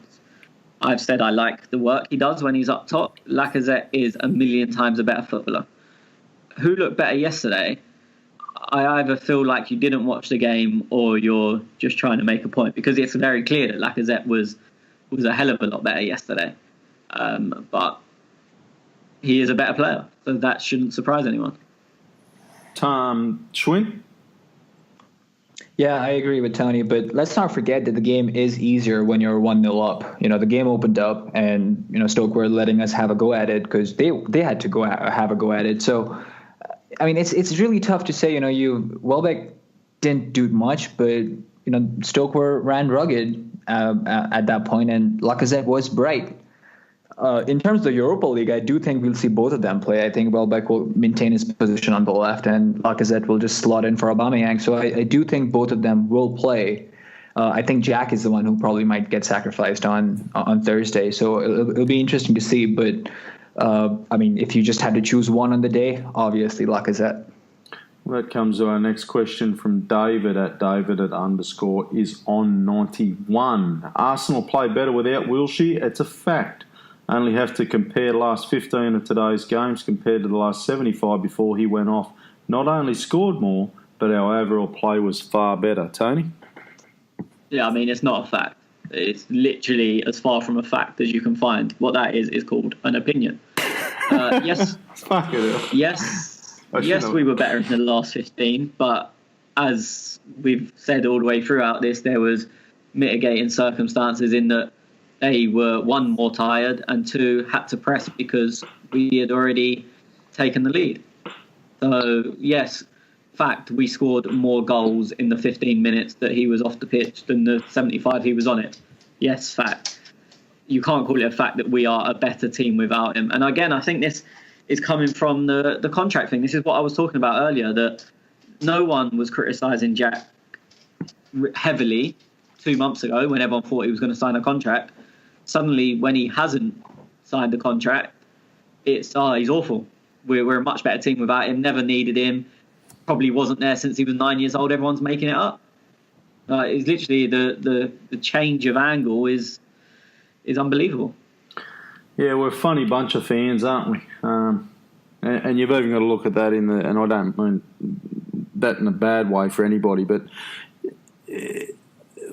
our fan base gets, the biggest clicks on a media headline. You only got to look at the summer transfer window, and all of a sudden, it doesn't matter who or what player it is, but I'm out here in Australia and everyone's going, oh, fuck, now we're linked to Benzema. And these names just keep coming up. And I think, fuck, we're real funny fan base like that. So I think my point is, why didn't that tweet have exactly the same words, but say we're a much better team without El Neni? Look at the difference when Xhaka came on. We scored more goals and played better. You could say that exactly the same tweet, but I've not seen that tweet once. But I've seen a lot about Wilshere. Yeah, that is a good point. Shree says, Schwinn, did you want to add anything on that, mate? No, I completely agree. I think it's just that I mean, I don't want to accuse anyone of anything, but I think it's just subconscious to an extent. And I think it's very unfair. I mean, when Jack scored against Chelsea, no one was questioning his talent. And suddenly, he has not the brightest 70 minutes, and we're up in arms about it. So again, it comes back to the point of fans having fish memories, and I think this is case in point. Sorry, David, but that's what it feels like, at least. Okay, from Shree, do you Wenger, and this is for you, Schwinn, do you Wenger keep playing Wilshere in the three behind striker because he doesn't trust Wilshere to have the legs for the deeper position? It's a very fascinating question. I think it's more down to rotation. I don't think it has anything to do with legs. I think Jack, everyone can agree that Jack is better suited to a deeper role. Despite his size, I think he's someone who nibbles at you, and he'll stay at you. So I don't think you can doubt his qualities when it comes to playing deeper. If anything, I mean, at least we on this podcast question him playing at the 10 position. So I think it's more to do with having one eye on the Europa League and making sure that players are fit when it comes to that competition, and not necessarily doubting Jack in a deeper role, because he's definitely better suited, in my opinion, at least, in a deeper role. You think that on that, Tony? Yeah, again, I would kind of, for different reasons, I'd say, again, I don't think it's anything to do with legs, but I think if you're looking to get him and Ramsey in the same team with a more defensive-minded player like El Neni or Xhaka, I guess you could say legs have got a part to play, but Aaron Ramsey's got a better engine, so you trust him to get more up and down the field. It's not that he doesn't trust Jack in that position, and Jack's played in that position many times when Ramsey was out, but I think Jack is more suited to a 10 than Ramsey. So if you're going to put them both in the team, you have to play one of them slightly out of position, and Jack is more suited to a 10 than Ramsey. Yeah, I don't think we'll get in the debate on whether Ramsey's better than Jack, though. But I do agree with what you're saying. One of them. No, that's not a debate at all. As in, I'm not trying to get into that debate. I'm just saying if you had to pick one of them to play 10, and I think we've got a question coming up on this anyway. Right. But if you had to play one of them, Jack is more suited to 10, and Ramsey, because you lose Ramsey's box-to-box energy if he's playing at 10, which is a big part of his game. Okay. Vish says, Tony, the performance from Arsenal in the first 65 minutes was utterly pathetic.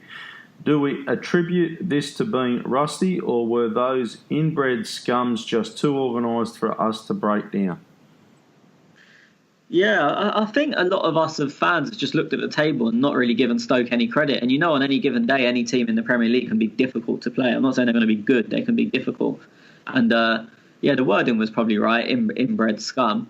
But oh my, sorry, I'm just watching highlights of the game. I've just seen the best goal line clearance I've ever seen. Sorry, Bristol. If anyone's watching highlights of football later, watch Bristol City's the goal line clearance that Bristol City defenders just done. It's unbelievable. Anyway, sorry. I think Stoke were, as I said, they just harried and harassed and didn't give us any space to work in. We weren't good. We were very sloppy. But I think Stoke probably deserve a little bit of credit, which you can then remove for their fans, their manager, the fact that they're from Stoke, the fact that they're all inbred. So you can remove any credit they deserve because of them things, but they were actually pretty good in the first sort of 50-odd minutes. Okay, and Schwinn Fish goes on and say, would it be wrong of me to have hoped the Bamiyang stomped on Ryan Shawcross's face every time he scored a goal? Personally, I'd like to break both his fucking legs. Fucking Jesus Christ. Anyway, I'll continue on to give the Stoke fans something else to rant about. Their treatment of Ramsey is truly disgusting. So he's a frustrated boy, Vish, but I do see his point. Yeah, who isn't, right? I mean, when you hear those fans singing about Aaron Ramsey, who, let's face it, is one of the most nicest people out there. When he speaks, the way he plays, he's not a dirty player. He's a gifted player, one could argue, and he's just a nice person all around. He's a pleasant bloke, and you hear these people giving him shit for absolutely no reason when they should be keeping shut, considering the history there. I think they set a really bad example for young fans and for people tuning in. This is something that you can see from Stoke fans on Twitter as well. Our good friend, the Texas Gooner, was being harassed by a Stoke fan and, being told that his children should burn hell or something like that because, he said that Aaron Ramsey shouldn't have been abused like that. So I think the inbred word is spot on, as Vish said in his earlier question. And I think it's just a really bad example to set for anyone tuning in. And as I said, for the younger fans out there. And he continues on, Vish. Did anyone else feel satisfied that we helped condemn Stoke and Ryan Shawcross to relegation? And I also wondered if Ozil gave Bellerin a telling off in the change room. I don't know if we know that, do we, for sure? It was more of a bit of a joke, wasn't it? But so I mean, look, you say things in the heat of the moment on the pitch, but these things very rarely cross into the changing room, especially after a win. And it came at a time, I'm pretty sure it was still 0-0. There was a lot of frustration. But yeah, there would have been nothing come of it. In terms of do we feel good that we've helped get Stoke towards relegation? Of course we do. Well, in a way, as stupid as this may sound, I do want them to go down. but our Premier League record against them at home is, I think it's the longest streak of any team. We beat them 12 years in a row at home. So it's like a guaranteed 3 points every time they come to the Emirates. Saying that, I still do want them to go down because I hate Stoke as a club. I hate the place. It's a shit night out. It's a horrible drive. It's cold. The car park's always full. They've got 6 fingers each. They all fuck their sisters. It's just a horrible place. Jesus Christ. Oh, bloody hell. Okay. I'll take your word for it, mate. Just when you said it's a horrible place to go, it looks like Wolverhampton, Cardiff City or Fulham, maybe Villa are coming up. Are they better places to go and travel? So Wolves isn't the best, but it isn't far. Cardiff, they all shag sheep, but it's closer than Swansea, so it's fine. And then the other one's a playoff place. So, I mean, Fulham's lovely, and it's close. But, yeah, the other one's a playoff place, so you never know. But, yeah, Wolves, I've actually not been to Wolves for football because by the time I started going every week, they were already relegated. So, yeah, I've not actually been there for football. Cardiff I have. It's not too bad. Quite a nice ground, actually, and they can't sell it. So they can't fill it up, so we get a lot of tickets. And then the other one's a playoff place, so who knows? Okay. Where am I up to? MAA Gunner. Why does Tez struggle reading questions? Good touch. Be honest with you, MAA Gunner, it's fucking 2 a.m. here in the morning here, mate. And yeah, I just roll with it, buddy. And if I'm looking at the phone, I'm sometimes a little bit tired, mate. So just fucking ease up, champ. Okay, Glenn Baxter.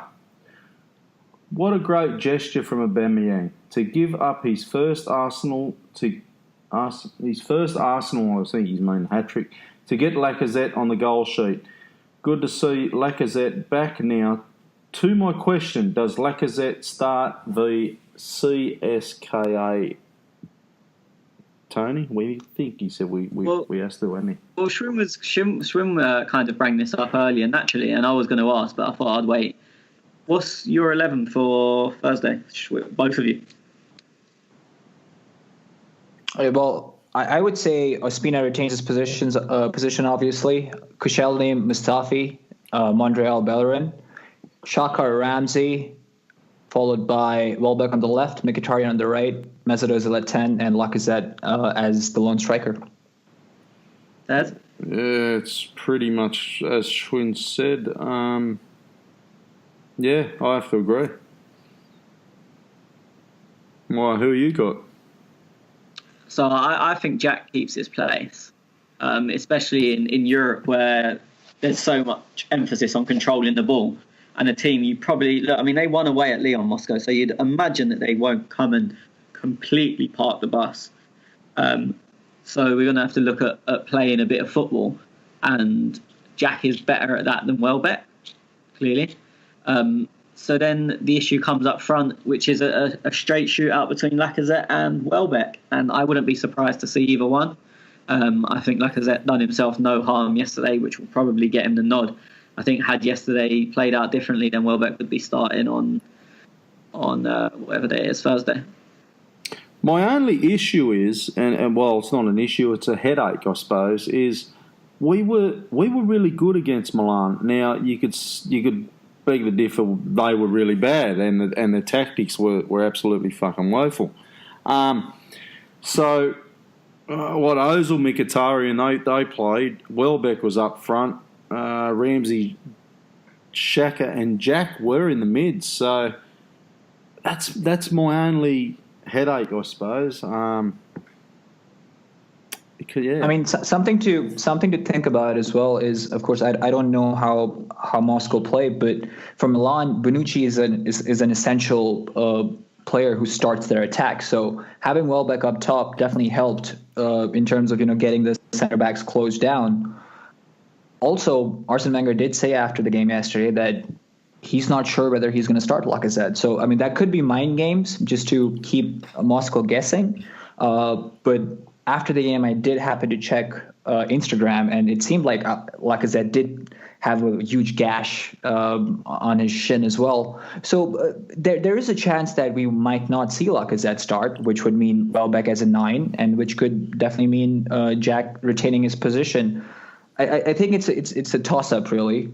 But considering form and considering how much we will rely on Lacazette in the Europa League, I think it's as good a time as any to give him a start and get some momentum going, because he's definitely probably not going to start in the Premier League. So if I was in his position and if Lacazette was 100%, I would definitely start him. Yeah, for me, the only decision is who starts up top. In my opinion, the first 10 name themselves, and then it's, for me, the only question is Welbeck or Lacazette up front. And he definitely won't go 2 up front.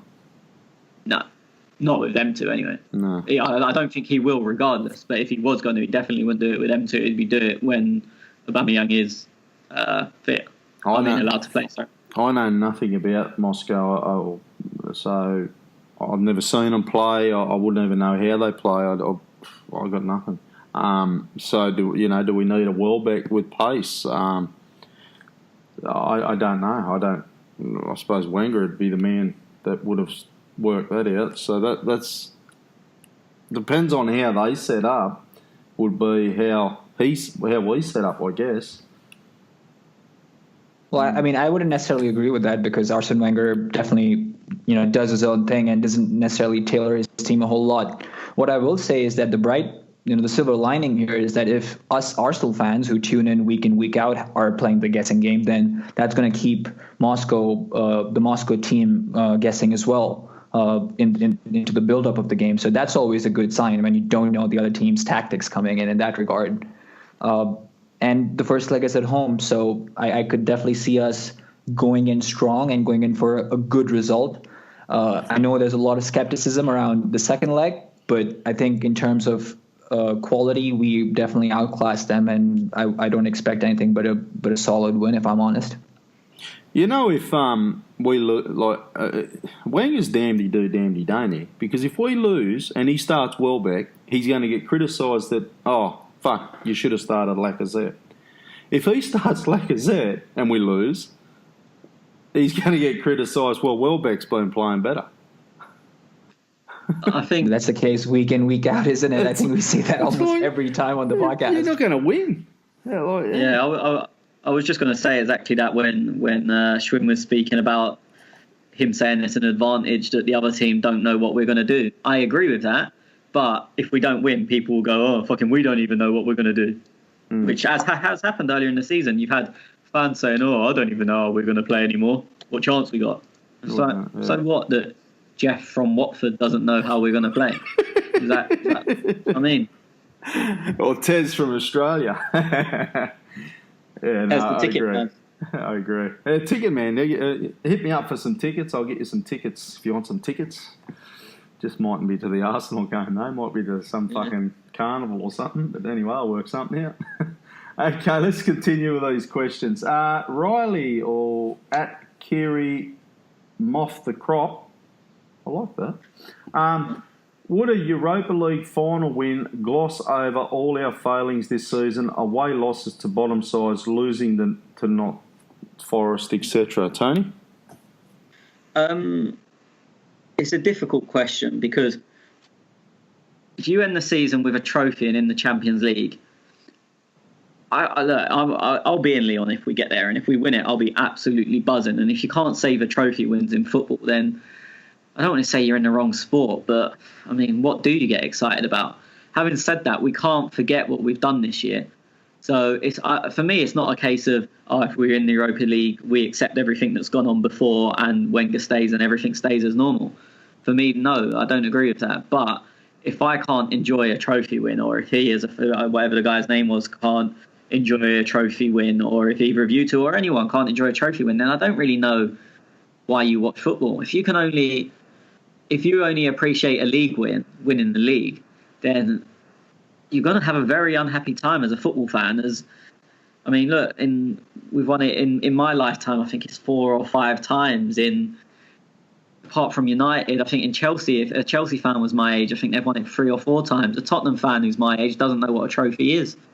So you can't only base a season on the league. I accept this season's not been good enough, but I wouldn't say it glosses over everything, but it definitely would be something to be celebrated.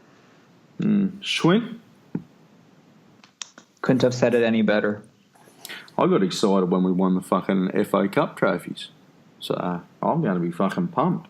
I'll be fucking the cup final last year, the cup final against Chelsea last season, I wish we was podding then. It's the best I've ever felt at a football match. I wasn't at the game at White Hart Lane when we sealed the Invincibles, or I wasn't at when we beat Leicester to actually finish the Invincible season. But that Chelsea game last year, and look, we'd had a terrible season. We'd not finished in the Champions League. But for that moment, them 90 minutes and the 3 hours of celebration after, I was buzzing about everything. As you've just said, you was delighted that we'd won the cup and you was on a high. Yeah. So I think set trophies in football should always bring a high. And if they don't, then, again, I don't want to say you're in the wrong sport, but you're going to have a very sad time watching it. I will say this, though. If we win the Europa League, I'll be fucking buzzing. I'll be fucking screaming this podcast down, right? We'll be all buzzing, right? We're in the Champions League. However, I still think there needs to be changes for next season. But it's not going to take away on the way I feel. I'm getting excited just thinking of winning. Yeah, couldn't agree more. Yeah. I literally couldn't agree more. That's what I'm saying. It doesn't completely gloss over and make you forget everything that's gone on this year. That's not what I'm saying at all. But you have to celebrate in that moment. No, because as I said, if you don't enjoy that, then I don't know what you do enjoy. Mm-hmm.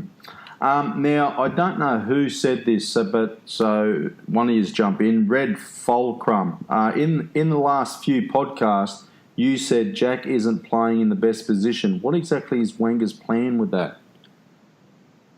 I'm assuming it would have been me, because I've been banging on about me hating him being a 10 for pretty much since he was born. I think Wenger's plan with him is that he's trying to fit them all in, because they are our best players in terms of Ozil, Ramsey, Jack. They are in our best 11 in terms of best 11 players. So he's trying to fit them all in. And Ramsey can't really play at 10, where Jack is, I would say, maybe competent at 10. So to fit them all in, and Ozil's going to do whatever he wants anyway. It doesn't really matter where you put him on the team sheet. So to fit them all in, I think his plan is it's the only way you can play them three together. And it does help a bit that if Ramsey has completely bombed on, then Jack does have the football brain to get back in and cover him.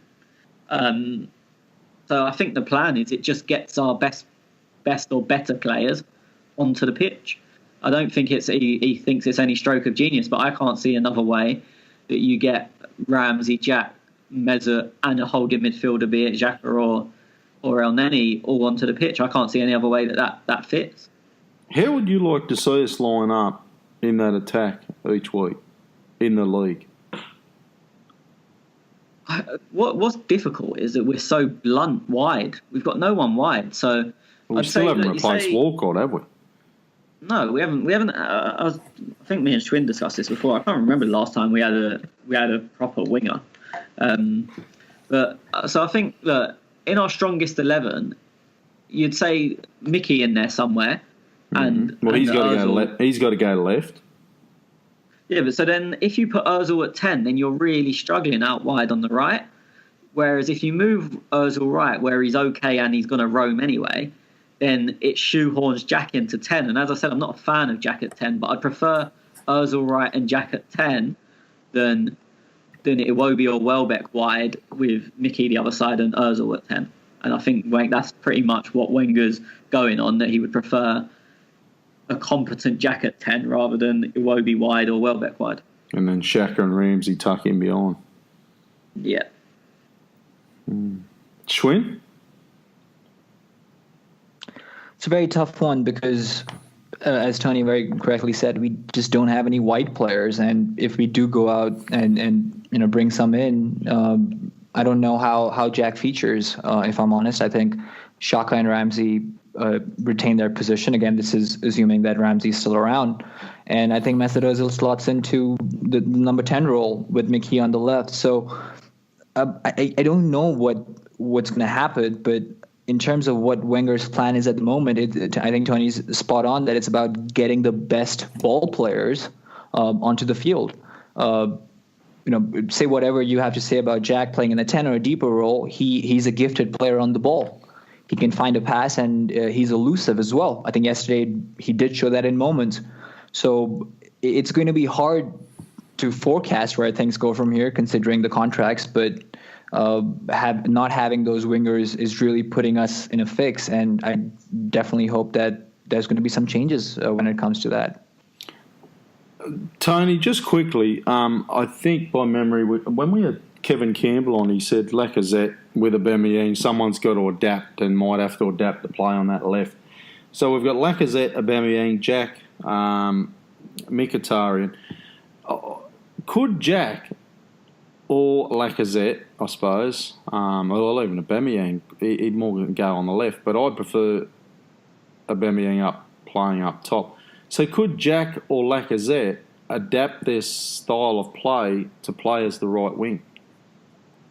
Jack's previously played on the right, and when he first broke through, not into the first team, but like when he started playing in the friendlies and when people first became aware of him, he actually played on the right wing because of his size, because he was too small to play in the middle.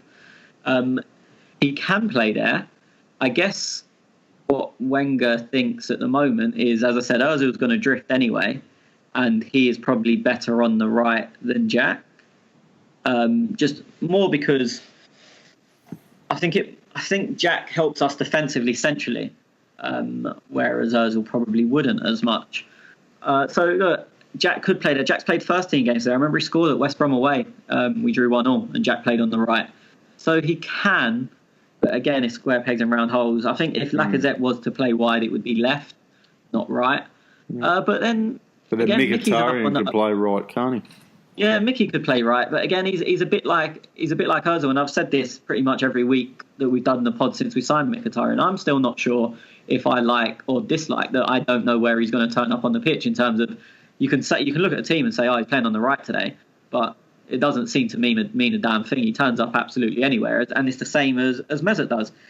It does make them incredibly hard to mark and incredibly hard to plan to play against them, but it also exposes us defensively, because they could both be over the same side, and if the other team get a quick switch or break down the other side of the pitch, there's no midfield there. So it is a hard one with us, and I think Lacazette would probably have the same issue. If you was to play Mkhitaryan, Ozil and Lacazette or Aubameyang behind Lacazette or Aubameyang, they would literally just have the defensive unit would be the back four, and the fullbacks would have to push on because both the wide men would tuck in, and then one defensive midfielder. So I don't think it would really make sense. I think what Wenger likes about having Jack in there is you remain you have some discipline in terms of defensively. It's a fucking big headache, because as you're talking, I'm just thinking at some point, and a lot of people have been calling for it, Aubameyang and Lacazette, they want them both up top. And then I'm thinking, how do you run so that if them two are playing up top, then where do you go? I would imagine just Mickey and Ozil wide, but it leaves you very little width, which your fullbacks would then have to provide, and it leaves you horribly exposed defensively, which is why next to no one plays a two up top anymore. I saw, it wasn't on our Twitter, but I saw some other people debating this on Twitter a couple of weeks ago. And when someone said, oh, no one plays two up top, they went, oh, but Juventus do, and they're good, and Barcelona do, and they're good. But Messi drops off into more of a 10, and Messi's Messi. And Dybala does the same thing for Juventus. It is a two up top, but it's a bit of a, I don't know, there's no real word for it, like a false two. It's like sort of playing two up top when we had Bergkamp. He was a 10. If Bergkamp was around now, no one would call him a striker. But in them days when football was less analysed, it was two up top. It was Omri and Bergkamp, or Wright and Bergkamp. But if that was the way now, I don't think anyone would call him a striker. It's a fucking big headache. If anyone's got any ideas on any of that, you can tweet us in for sure at @clockn_talk, because I'm always interested for ideas and things and discussions. Let's continue on. A couple more questions, three more. The Prophet Gooner Schwinn, if Wenger was to stay next season, do you think we'll be able to get top 4? And he says again.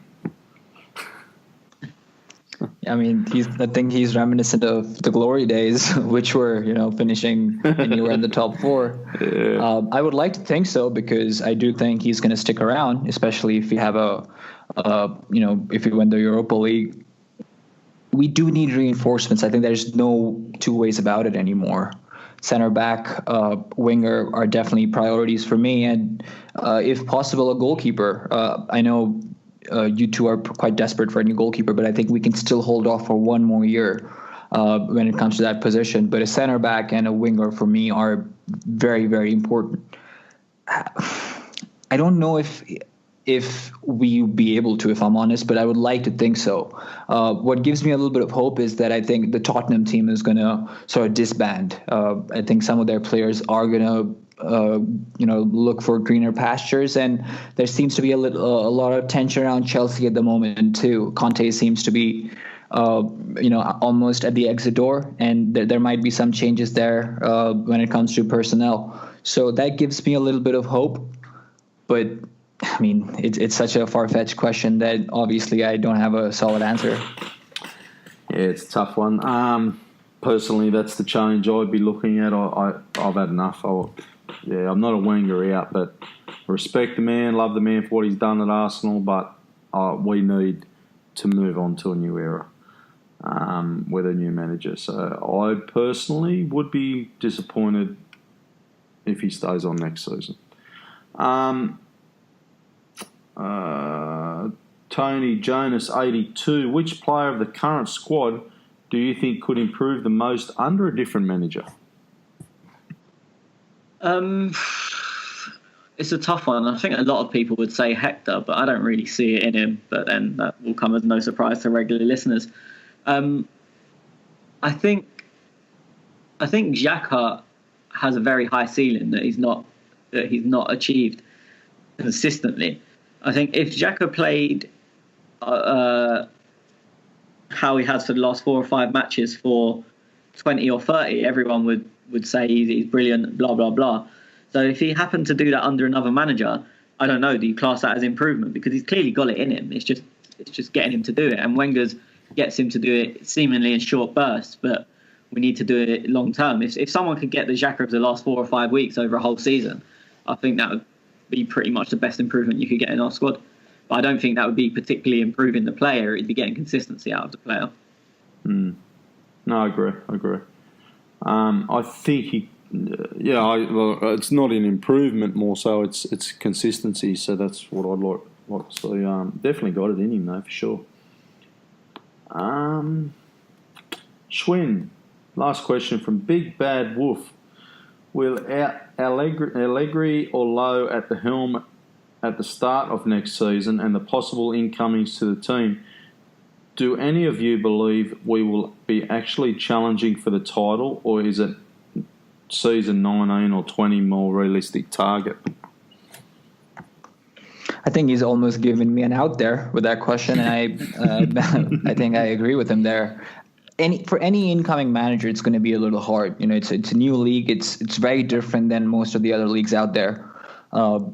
What gives me a little bit of solace almost is the fact that our players right now are very well known because of how single-dimensional we are, for lack of a better term. Everyone knows how an Arsene Wenger team sets up and what they try to do out there. So they know these players. Under a different manager, that's going to be different. So I do want to give the benefit there, which might work in our favor. But the English season is just so long and so rugged that it will prove difficult. So I think 1920 is definitely a better forecast if you're a betting man. Tony? Yeah, I don't think we've got a cat's hope in hell's chance of winning the league next year. Purely because I don't think it's all the manager. I don't think our team's good enough. I don't think our squad's good enough. As I've said on here many times, I look at the squads of the teams above us or the 11s, and I think they're all probably better than us. So there is improvement to be made. A new manager could, and I say could, potentially improve us. We expect them to improve us, but it's not a given. But taking us from sixth, which it looks like it will be, to champions, I think is unrealistic. The issue we have here is Conte's ruined that theory for everyone because he took a 10th place Chelsea to champions, but that 10th place had completely given up, and they still actually, if you looked at the squads, they were still on paper as good as everyone else. They just weren't performing. With us, I look at our squad and I don't think we're as good as the others. You mentioned Conte. I think he's on the outer, and I personally, I think he'd be good fit at Arsenal. Whether he'd come straight over, I don't know. Okay, boys. Quick prediction for Thursday, Tony. Same as always. 10-0, aren't you? Schwinn. 3-0 to the Arsenal. 3-0. Okay, I'm going to go. Now, these guys farmers or what? No. They're not, right. No. They're not a Basil or a fucking whatnot. Okay, I'm going to go. No, so they've got Ahmed Musa, who's on loan from Leicester. Leicester paid, I think, 15 or 20 million for him last year. Alan Zagoyev's a good player. He plays at like number 10 for them, and he's always linked with everyone, but I think he's one of them that will just stay in Russia his whole career. Mm-hmm. I think Akinfeyev's still there. I'm not sure. I've not looked properly, but they're not all like completely. It's not like playing at Ostlands where I didn't know any of their players. Like a few of their players are known; they'll be at the World Cup. Quite a lot of their players will be at the World Cup. Okay. Well, in that case, I will go. We're playing over there. I'll go 2-1 Arsenal. We're at home. We're at home, are we? Yeah. Oh, okay. I'll go 3. Yeah, I'll go 3-0. And when we're over there, I think that's what we'll struggle. Sorry, Schwinn. Sorry. No, I was going to say cheers, buddy. I mean, the same great minds think alike, so I guess we're onto something here. Why didn't we get some Russian fucking clown to get on? That would have been fun. Trying to work out what he was saying. Okay, is that it, boys? Yeah. I think we have a couple more questions, actually. Just before we start recording, we have... okay, yeah, I'll ask you guys. Our first question is from Crypto. He asks, do you guys think Aubameyang and Lacazette can play together? I'd like them to, but I just don't know how it's going to work out. Two up top, leaves... No. So the answer's a no. Yeah, I think we've been over this quite a lot, haven't we, Tony? Yeah, I think they can play together. I don't think we can play two up top, but I think they can play together. Okay, I think this makes for a little more interesting conversation to wrap things up. Tez, I'll start with you. Who do you think is going to win the Champions League? This is from MW Gunner. Sorry about that.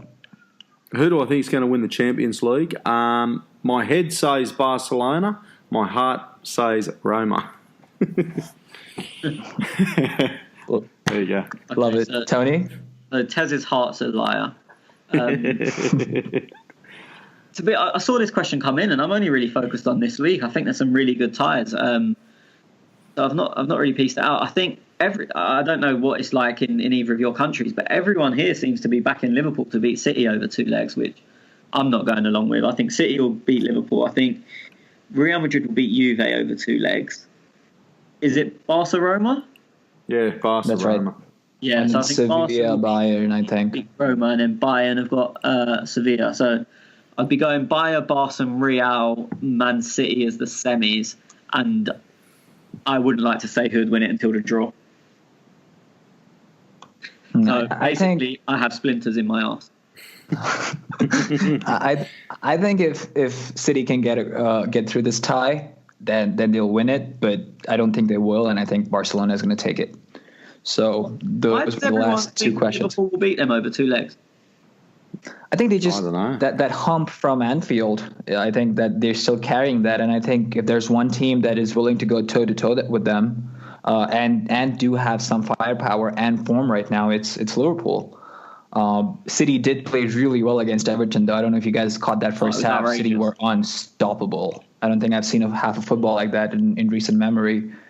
So they do have something in their back there, but I think Liverpool will come to play, and over 2 legs, I do fancy Liverpool just a little bit. Does that mean you think Liverpool will win it if they go through? No, I think Barcelona will have their day. Whoever they play, I think Barcelona is going to have it. But I think if Pep Guardiola comes up against Barcelona, then he might have some answers to the questions they usually ask. Fair enough. Sevilla, that's the furthest they've gone in about 10 years or something. I was reading a stat the other day. Yeah, well, they're usually in the Europa League, aren't they? They won Europa League in a row. Yeah, so this is their home form. Their home form is brilliant too. I mean, I don't think they've had a loss there in a really long time, and they just played Barcelona this past weekend.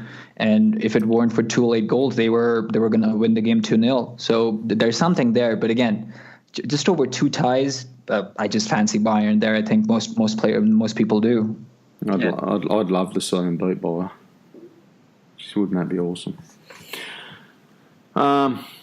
Juventus, Real Madrid. So who'd you say there, boys? For me, Real Madrid, it's not an easy one, but I find it very hard to bet against a team with Cristiano Ronaldo in it, essentially, because over the 2 legs he'll score at least one and probably provide at least one. If he doesn't score 2 over the 2 legs, he'll get a goal and assist. And I think if you basically you're over 2 legs, giving him a 2-0 head start because he's going to score. Are you thinking Real Madrid Barcelona final? I don't know. As I said, it all depends on the draw. Yeah, next draw. Who do you go, Schwinn? Juventus or Real? Just to break the monotony, I do fancy Juventus a little bit. I'm a big Dybala fan, and I'm also a big Allegri fan. I think over 2 legs, it's obviously going to be a challenge. And if I were a betting man, I'd definitely be putting my money on Real. But I do want to see Juventus, get over this and get to the final. Well, the semis actually first, then to the final, perhaps. Yeah, right. Okay. I follow Roma and Barcelona. I follow them with interest, so it's a fucking real tough game, that one for me. It really is. But I think Barcelona will win it. But geez, I'd love fucking Roma. Wouldn't that be awesome if they got to the final? I could fucking have a wank over Shaka and Roma in one fucking week. Wow. Okay. Christmas does come early for Tez. Okay. Is that all we got, Schwinn? That's about it. That's about it. No worries. Thank you for listening. Thank you for downloading. We're going to be back on Friday, lads, after the Europa League game. I probably won't be able to make that one, but I haven't told you boys that yet. So anyway, we'll work something out. But yeah, thank you for listening. Thank you for downloading, and we'll speak to you later during the week and up the Arsenal. Thank you. Cheers.